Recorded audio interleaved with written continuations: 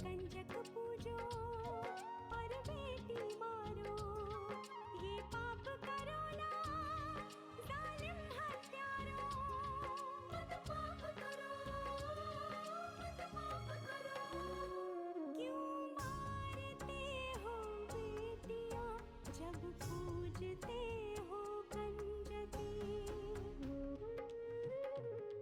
तुम्हें माँ ने जन्मा और दूध पिलाया, इस दूध का तुमने ये कर्ज चुकाया, ये कर्ज चुकाया।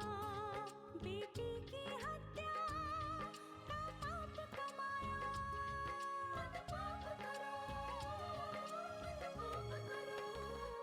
क्यों मारते हो बेटियां जब पूजते हो कंजकी। बिन बिटिया स्वर्ग अधूरा। कौन सी घड़ी? अरे छोटे ठाकुर, वो घड़ी तो आपके लिए बहुत कीमती है। बहुरानी ने आपको दी थी। मैं अपने फर्ज को अच्छी तरह से समझता हूं। अगर आज मेरे हालात ऐसे नहीं है कि पैसों से इसकी मदद कर सकूं तो क्या करूं मैं? कुछ मत कीजिए आप, बस ऐसे ही हाथ पे हाथ धरे बैठे रहे। खानदान को वारिस ना दे सके उसे तो छोड़ देना ही बेहतर रहेगा। उस लड़की को किसी अनाथ आश्रम में छोड़ाओ और सुशीला को उसके मायके।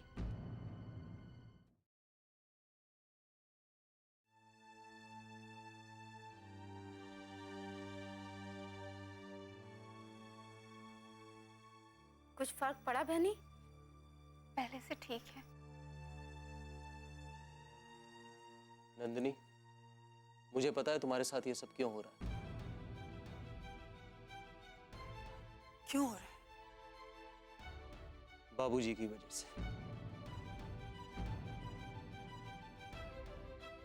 उस अजीब इंसान के साथ तुम्हारी शादी तय करके उन्होंने तुम्हारा सुख चैन दोनों छीन लिया, और अंदर ही अंदर तुम इस बात को लेकर घुट रही हो। इसीलिए तुम्हारी तबीयत ठीक नहीं है। पता नहीं भगवान क्या चाहते हैं,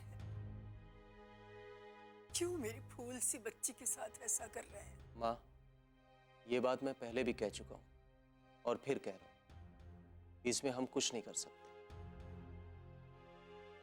इसमें जो करना है नंदिनी को करना है। इसे हिम्मत करनी होगी बाबूजी के फैसले को ना मानने की। भैया, आप तो बापूजी का स्वभाव जानते हैं ना, फिर भी ऐसा कह रहे हैं। देखा नहीं उन्होंने कैसे एक ही पल में उदय के साथ मेरा रिश्ता तोड़ दिया। हाँ, देखा ना, और अब जिद में आकर उस बेवकूफ राजिंदर से तुम्हारा रिश्ता तय कर दिया। मैं तो हर दिन भगवान से यही प्रार्थना करती हूँ छोटे ठाकुर, कि कोई ऐसा चमत्कार हो जाए कि हमारी बहनी इस रिश्ते से बच जाए। चमत्कार कहानियों में होते फूलवती, असल जिंदगी में ऐसा कुछ नहीं होता। ना बेटा, ऐसे निराश नहीं होते। पता नहीं क्यों मेरा मन कहता है कि भगवान इस राजेंद्र के साथ तुम्हारा रिश्ता नहीं होने देंगे। ऐसा कैसे हो सकता है माँ? बापूजी ने उन्हें जबान दी है,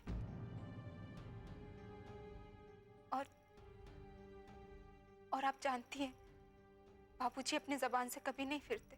पर ऐसा भी तो हो सकता है कि तुम्हारे बाबूजी का दिया हुआ वचन भी ना टूटे और ये रिश्ता भी टूट जाए। ये तो तभी हो सकता है ठकुराइन, जब पहले का टूटा हुआ रिश्ता फिर से जुड़ जाए।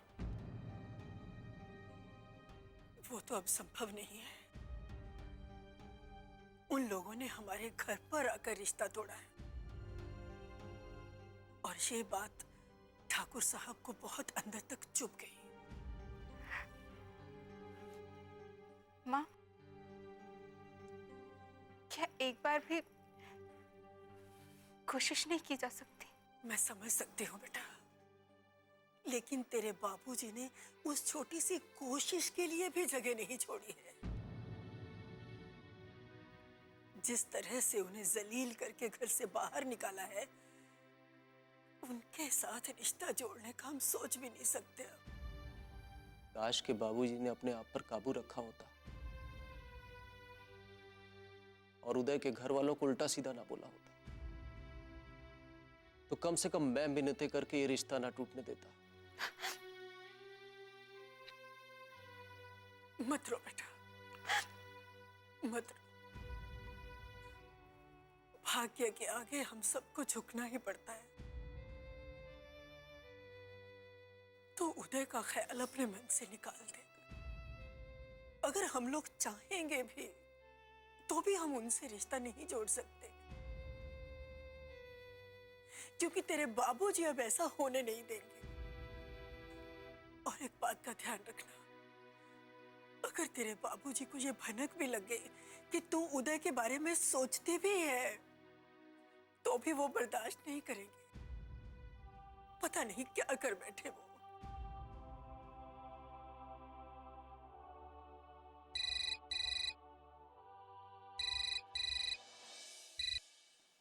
हेलो। हाँ फूलवती, राम राम ठाकुर साहब। जरा ठकुराइन को देना फोन। ठाकुर साहब का फोन है।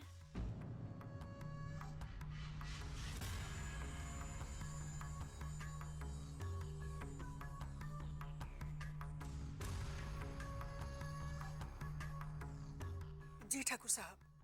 हाँ ठकुराइन, कैसी हो? सब ठीक है ना? जी। देखो ध्यान से सुनो हमारी बात। नारायण से कहना कि नंदिनी की शादी की सारी तैयारी करके रखे। हम वहां आने के बाद सबसे पहला काम यही करेंगे, ये समझ लो। जी कह दूंगी। आप कब तक आ रहे हैं? बस 7-8 दिनों में आ जाएंगे। जी अच्छा। ठीक है, जय राम जी।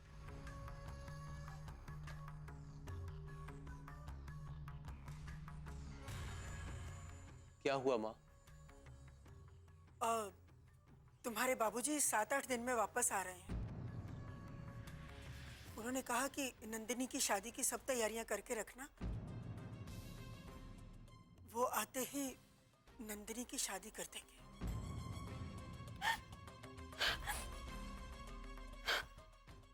बिन बिटिया स्वर्ग अधूरा।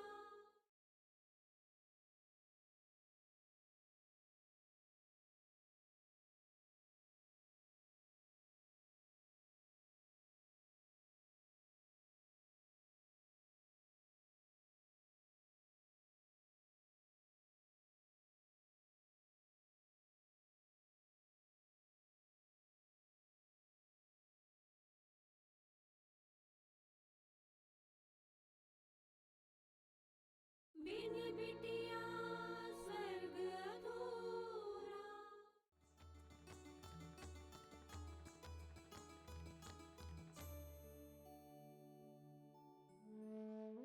अधूरा।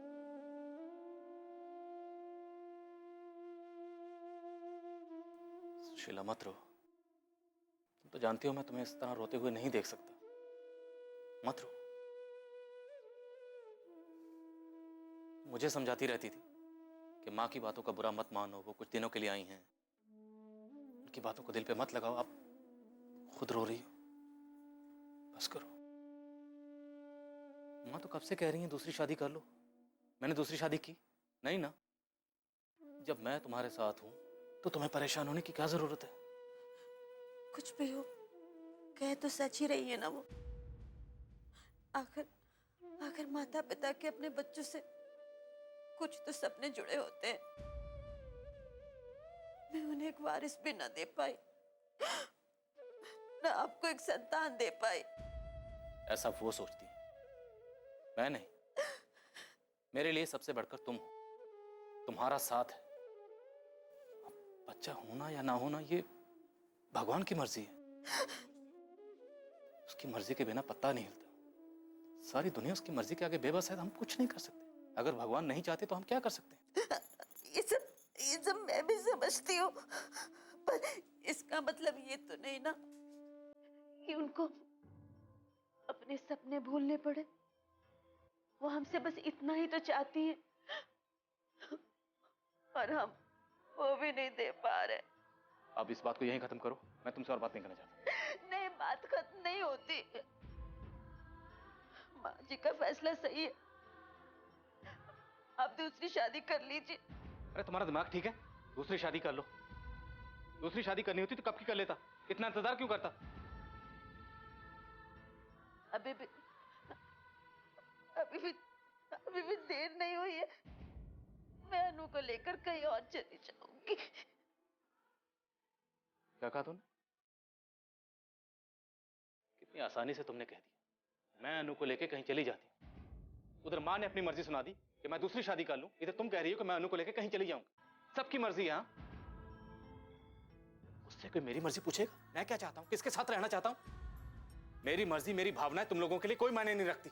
ऐसा नहीं है आप। मैं माँ जी को खुश देखना चाहती हूँ। माँ जो खुशी चाहती हैं वो अनैतिक है, और माँ की खुशी अगर उसमें है कि मैं तुम्हें और अनु को छोड़ दूं तो ये मुझे हरगिज मंजूर नहीं। शीला, 7 फेरे लेते वक्त जो वचन मैंने तुम्हें दिए थे उन्हें निभाने का यही सही समय। मैं तुम्हें कभी नहीं छोड़ सकता, किसी भी कीमत पर मैं तुम्हें नहीं छोड़ूंगा, कभी नहीं।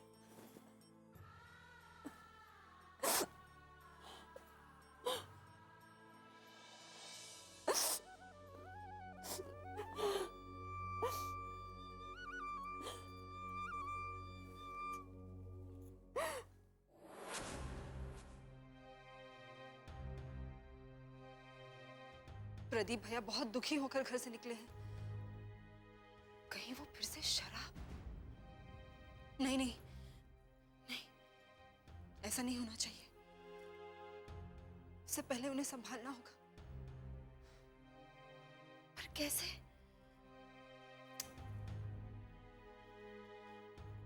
अश्विन जी भी अब तक घर पर नहीं लौटे। हे भगवान, मैं क्या करूं? क्या करूं मैं? कैसे? लक्ष्मी, अश्विन जी, अच्छा हुआ आप आ गए। क्या हुआ लक्ष्मी? आप इतनी परेशान क्यों हैं? वो अश्विन जी, प्रदीप भाई और वंदना भाभी में फिर से कहासुनी हो गई है। क्या? वो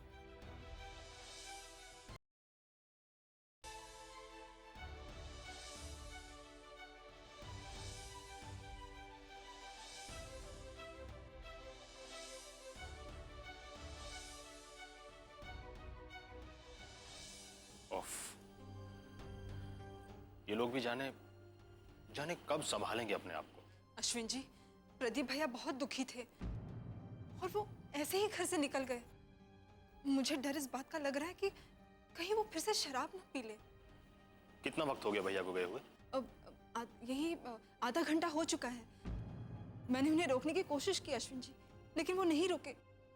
अश्विन जी, आप जरा उन्हें देख आइए ना। मैं अभी जाता हूँ, आप परेशान मत होइए। परेशान तो मैं इसलिए हो रही हूँ अश्विन जी, क्योंकि जब अंकल जी को ये सब पता चलेगा तो उन्हें कितना दुख होगा। तो अभी अभी बीमारी से उठे हैं, पर से अब फिर से ये चिंता अगर इस घर के लोगों को होती तो ज्यादा बेहतर होता। मैं देखता हूँ।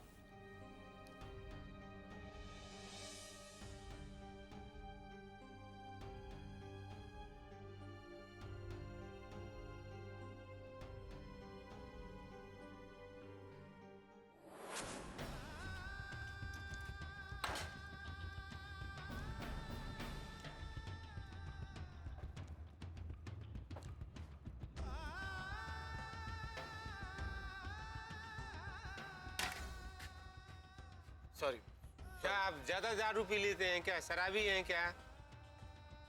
दूसरा कुछ काम धाम नहीं है आपके पास?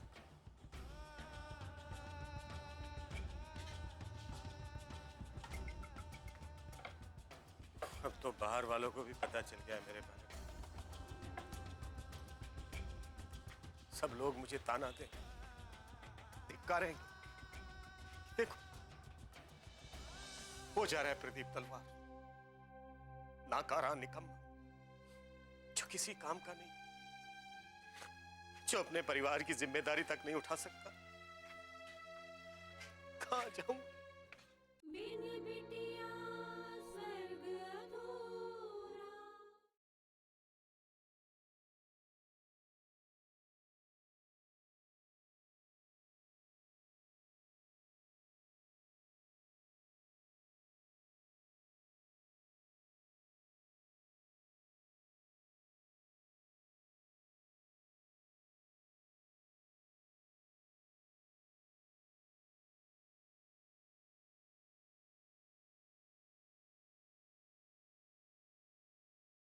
बिन बिटिया स्वर्ग अधूरा।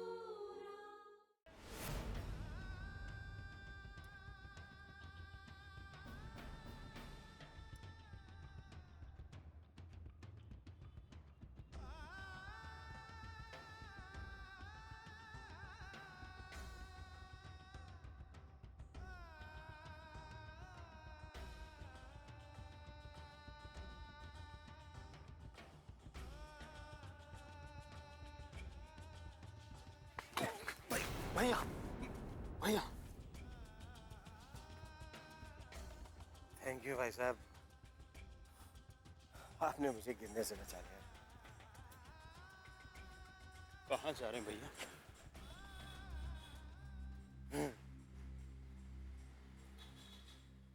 ये तो मुझे भी नहीं मालूम कि आखिर मैं जा कहाँ रहा हूँ। वैसे भी एक मदद करेंगे आप मेरी? आप घर चले भैया, बस। घर घर नहीं जाना मुझे। भैया भैया जिद मत कीजिए प्लीज, घर चलिए। एक्सक्यूज मी, अब छोड़िए मुझे। आप होते कौन है मेरे साथ जबरदस्ती करने वाले? हाथ हटाइए, जाने दीजिए। भैया शराब ने रिश्तों को भी बुला दिया भैया। मैं अश्विन, आपका भाई अश्विन।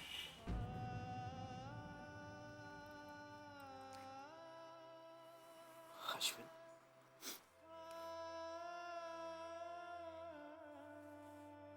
मेरा सबसे अच्छा भाई। घर चलिए भैया, बस घर चलिए। नहीं, मुझे घर नहीं जाना। तू छोड़ दे मुझे, छोड़। किस किस किस घर की बात कर रहा है तू? किस घर की बात कर रहा है अश्विन? जहां सिर्फ ईंट और पत्थर की दीवारें, जहां कहने के लिए तो सब अपने,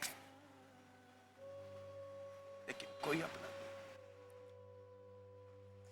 जहां किसी को किसी के होने ना होने से कोई फर्क पड़ता है भैया, फर्क पड़ता है सबको। तो जाकर मुझे मेरे हाथ पे छोड़ दे, जा। मैं आपको नहीं छोड़ सकता भैया। छोड़ मुझे। ठीक है, नहीं जाना है ना आपको घर? मत जाइए। आप जब तक नहीं जाएंगे मैं भी नहीं जाऊंगा। यहीं रहूंगा मैं, रात भर सर्दी में मरूं गिरूं कुछ भी हो, मैं भी नहीं जाऊंगा बस। नहीं मेरे भाई, देख देख देख, जिद नहीं करते हैं। क्यों नहीं करते जिद? आप बड़े होकर जिद कर सकते हैं, मैं छोटा होकर भी जिद नहीं कर सकता। क्यों? देखना भाई, यहाँ कितनी शांति है, कोई ताने मारने वाला नहीं, कोई चुपती नजरों से देखने वाला नहीं है। कितना कितना सुकून है यहाँ। और तू मुझे घर ले जा रहा है? तू जा। मुझे नहीं जाना घर जहाँ किसी को किसी की जरूरत नहीं है। मैं आपके हाथ जोड़ता हूँ भैया, घर चलिए बस। नहीं जाना मुझे घर। भैया मैं एक वर्ड नहीं सुनूंगा। आपको घर चलना पड़ेगा मेरे साथ। आपको मेरी कसम, मेरा मरा मुंह देखेंगे आप।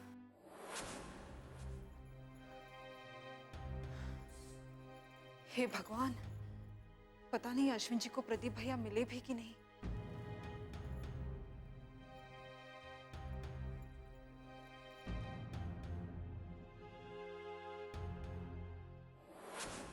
रिश्ते क्या कम थे बेड़ियों में बांधने के लिए,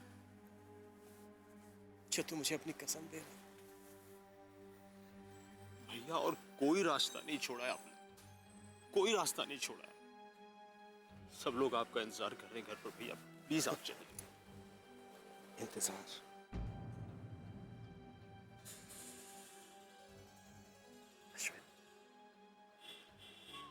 तू अब अपने बड़े भाई से झूठ भी बोलने लगा है?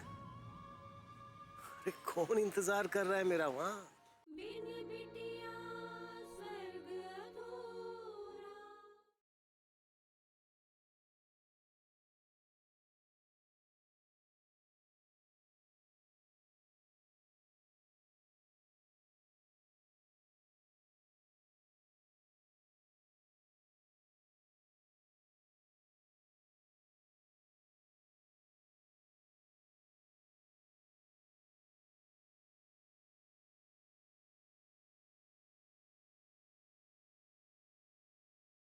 बिन बिटिया स्वर्ग अधूरा।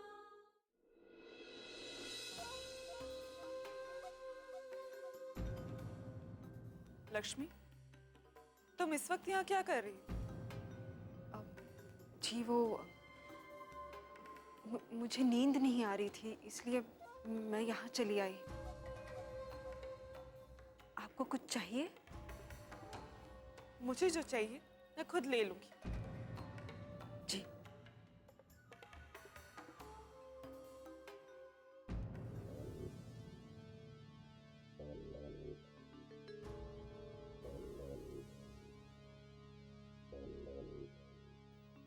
बात कुछ और है अनंत। ये तो बहुत परेशान दिख रही है। आखिर ऐसा क्या हुआ? देखना तो पड़ेगा।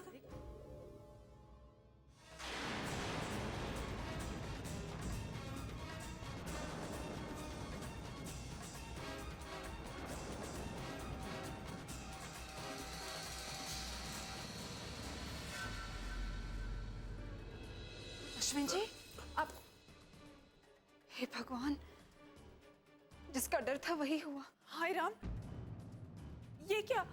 प्रदीप भैया फिर से पिकर आ गए? भाभी प्लीज आहिस्ता बोलिए, सब लोग सो रहे हैं। पता है मुझे, प्रदीप भैया ने तो वादा किया था ना पापा जी से कि वो नहीं पिएंगे। अब फिर से वो। भाभी बस कीजिए, आपके सारे सवालों के जवाब मिल जाएंगे। आप जाके सो जाइए अभी बस। अश्विन जी, आप प्रदीप भैया को उनके कमरे में सुला दीजिए।